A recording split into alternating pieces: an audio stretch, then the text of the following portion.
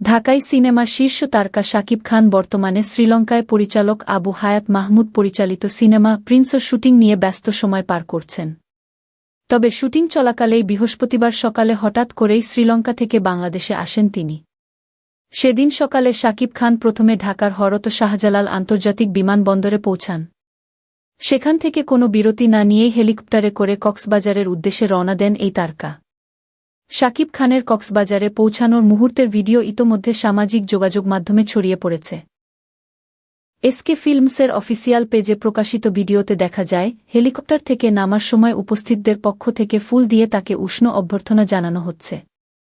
হঠাৎ এই সফর ঘিরে ভক্ত ও অনুরাগীদের মধ্যে তৈরি হয় ব্যাপক কৌতূহল।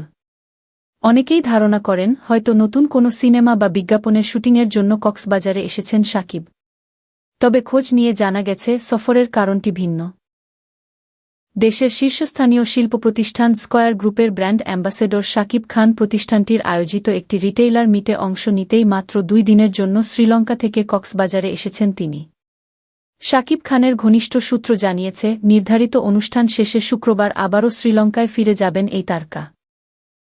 সেখানে ফিরে তিনি প্রিন্স সিনেমার বাকি অংশের শুটিংয়ে অংশ নেবেন। সব মিলিয়ে কাজের ব্যস্ততার মাঝেই একটি কর্পোরেট অনুষ্ঠানে অংশ নিতে শ্রীলঙ্কা থেকে স্বল্প সময়ের জন্য কক্সবাজারে হাজির হয়েছেন ঢালিউডের এই সুপারস্টার।